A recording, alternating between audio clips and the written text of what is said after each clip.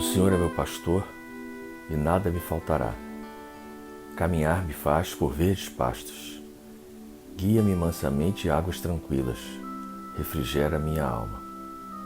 Guia-me pelas veredas da justiça por amor ao seu nome.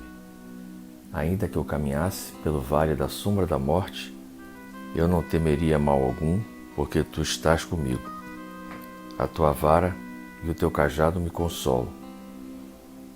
Preparas uma mesa perante mim, na presença dos meus inimigos. Unge a minha cabeça com óleo e meu cálice transborda. Certamente que a bondade e a misericórdia me seguirão todos os dias de minha vida. E eu habitarei a casa do Senhor por longos dias. O Senhor é meu pastor e nada me faltará. Senhor Jesus, nós te agradecemos pela coragem de facear as dificuldades criadas por nós mesmos, pelas provas que nos aperfeiçoam o raciocínio e nos abrandam o coração, pela fé na imortalidade, pelo privilégio de servir, pelo dom de saber que somos responsáveis pelas próprias ações, pelos recursos nutrientes e curativos que trazemos em nós próprios, pelo conforto de reconhecer que a nossa felicidade tem o tamanho da felicidade que fizermos para os outros, pelo discernimento que nos permite diferenciar aquilo que nos é útil daquilo que não nos serve, pelo amparo da afeição no qual as nossas vidas se alimentam em permuta constante, pela bênção da oração que nos faculta apoio interior para a necessária solução dos nossos problemas, pela tranquilidade de consciência que ninguém consegue subtrair-nos. Por isso tudo, e por todos os demais tesouros de esperança e de amor, de alegria e de paz, de que nos enriqueces a existência, sê bendito, Senhor, ao mesmo tempo que te louvamos a infinita misericórdia, hoje e para sempre. Pai nosso que estás no céu, santificado seja o vosso nome. Venha a nós o vosso reino. Seja feita a vossa vontade, assim na terra como no céu. O pão nosso de cada dia nos dai hoje.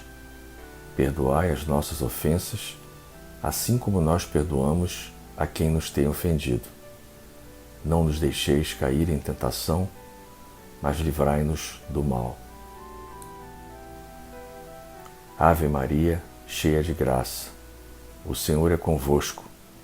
Bendita sois vós entre as mulheres. Bendito é o fruto do vosso ventre, Jesus. Santa Maria, Mãe de Jesus, rogai a Deus por nós, pecadores, agora e na hora de nossa morte. Amém.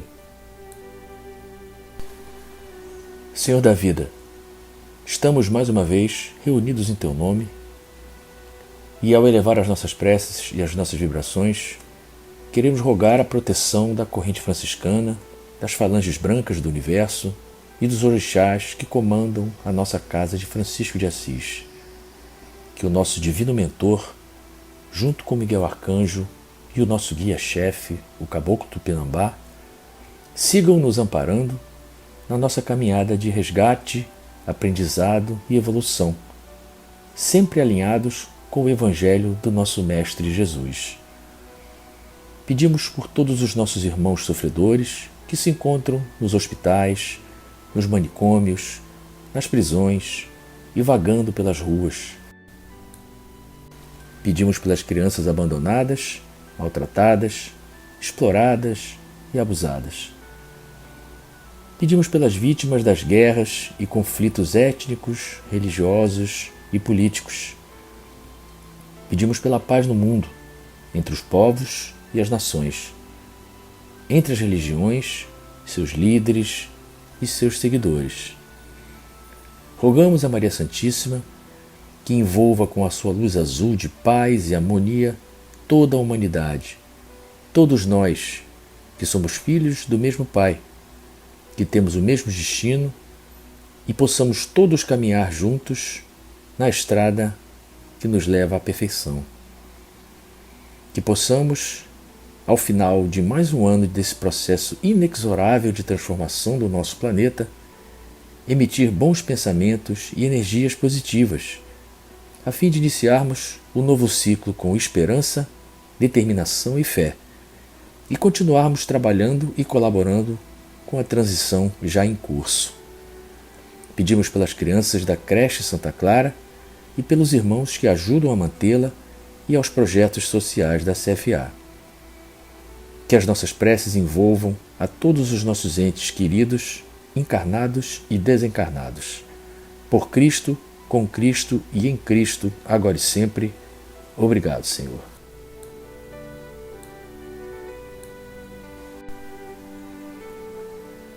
Bem-vindos, queridos irmãos, a mais um Evangelho virtual da nossa Casa de Francisco de Assis.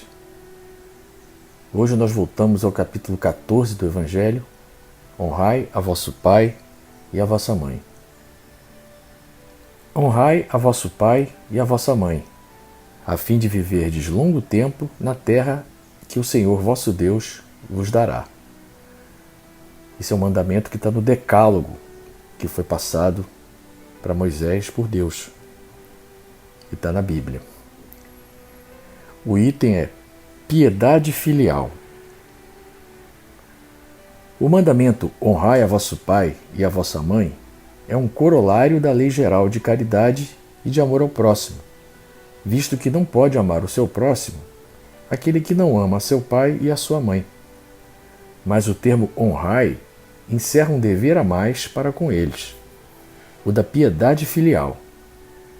Quis Deus mostrar por essa forma que ao amor se devem juntar o respeito, as atenções, a submissão e a condescendência, o que envolve a obrigação de cumprir-se para com eles, de modo ainda mais rigoroso, tudo o que a caridade ordena relativamente ao próximo em geral. Esse dever se estende naturalmente às pessoas que fazem as vezes de pai e de mãe, as quais tanto maior mérito têm, quanto menos obrigatório é para elas o devotamento. Deus pune sempre com rigor toda violação desse mandamento. Honrar a seu pai e a sua mãe não consiste apenas em respeitá-los. É também assisti-los na necessidade, é proporcionar-lhes repouso na velhice, é cercá-los de cuidados como eles fizeram conosco na infância. Sobretudo para com os pais sem recursos é que se demonstra a verdadeira piedade filial. Obedecem a esse mandamento os que julgam fazer grande coisa porque dão a seus pais o estritamente necessário para não morrerem de fome, enquanto eles de nada se privam, atirando-os para os cômodos mais ínfimos da casa, apenas por não os deixar na rua, reservando para si o que há de melhor, de mais confortável? Ainda bem quando não o fazem de má vontade e não os obrigam a comprar caro o que lhes resta a viver, descarregando sobre eles o peso do governo da casa. Será então a pais velhos e fracos que cabe servir a filhos jovens e fortes? Ter-lhes-á a mãe vendido o leite enquanto os amamentava? Contou porventura suas vigílias quando eles estavam doentes? Os passos que deram para lhes obter o de que necessitavam? Não, os filhos não devem a seus pais pobres só o estritamente necessário. Deve-lhe também, na medida do que puderem, os pequenos nadas supérfluos, as solicitudes, os cuidados amáveis, que são apenas o juro do que receberam, o pagamento de uma dívida sagrada. Unicamente essa é a piedade filial grata a Deus. Ai, pois, daquele que ouvida o que deve aos que o ampararam em sua fraqueza, que com a vida material lhe deram a vida moral, que muitas vezes se impuseram duras privações para lhe garantir o bem-estar. Ai do ingrato! Será punido com a ingratidão e o abandono. Será ferido nas suas mais caras afeições, algumas vezes já na existência atual, mas com certeza noutra, em que sofrerá o que houver feito aos outros. Alguns pais, é certo, descuram de seus deveres e não são para os filhos o que deviam ser. Mas a Deus é que compete puni-los e não a seus filhos.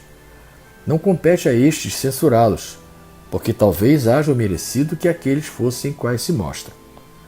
Se a lei da caridade manda se pague o mal com o bem, se seja indulgente para as imperfeições de outrem, se não diga mal do próximo, se lhe esqueçam e perdoem os agravos, se ame até os inimigos, quão maiores hão de ser essas obrigações, tratando-se de filhos para com os pais. Devem, pois, os filhos tomar como regra de conduta para com seus pais todos os preceitos de Jesus concernentes ao próximo e ter presente que todo procedimento censurável, com relação aos estranhos, ainda mais censurável se torna relativamente aos pais, e que o que talvez não passe de simples falta no primeiro caso, pode ser considerado um crime no segundo, porque aqui a falta de caridade se junta à ingratidão. Bom, meus irmãos, a reflexão que nós podemos fazer acerca desse mandamento de Deus, honrar a vosso pai e vossa mãe, sob a ótica da visão espírita, que considera a reencarnação como o principal mecanismo de evolução espiritual, é a gratidão que todos nós devemos ter por aqueles irmãos que nos proporcionaram essa divina bênção que é a vida. E a lei de causa e efeito é que vai definir as condições das nossas relações com os nossos pais, biológicos ou não. Nem todos os pais são devotados aos seus filhos, o que pode gerar um ressentimento que se traduz numa posterior indiferença ou até em ingratidão desses filhos por seus pais. Nem todos reencarnam por intermédio de espíritos simpáticos ou afins. A lei de causa e efeito e o livre-arbítrio é o que faz com que os espíritos reencarnem como pais e filhos por afinidade ou por resgate de desavenças do passado. Quantos exemplos nós conhecemos de pais dedicados e amorosos e filhos ingratos e rebeldes? Certamente esses pais estão espiando um mau comportamento de experiências passadas, o que não exime os filhos ressentidos da responsabilidade de responder no futuro pela ingratidão. E na maioria dos casos, são os pais, biológicos ou não, que orientam e encaminham os espíritos até a fase em que o livre-arbítrio vai começar a ser exercido. E ele vai ser um resultado dessa modelagem que os pais têm a responsabilidade de promover. Muitas das más tendências que nós trazemos ao reencarnarmos são neutralizadas pela dedicação, pelo zelo e principalmente pelo exemplo que recebemos dos nossos pais. Então nós devemos sim honrar os nossos pais. Devemos ser gratos a eles pelas nossas vidas, devemos ampará-los na velhice, como eles fizeram na nossa infância. E se ainda assim não tivermos o que retribuir, além da oportunidade de reencarnarmos, que aproveitemos então para exercitar o perdão e a caridade, que façamos a eles o que gostaríamos que eles tivessem feito conosco. É dando que se recebe. Não somos nós que devemos julgá-los. É a lei de causa e efeito que vai, mais cedo ou mais tarde, apresentar essa conta. E a misericórdia divina, que cobre a nossa imensidão de pecados, vai nos permitir resgatar as nossas dívidas, assim como nos recompensar pelos nossos méritos. Senhor, fazei de mim um instrumento da vossa paz. Onde houver ódio, que eu leve o amor. Onde houver ofensa, que eu leve o perdão.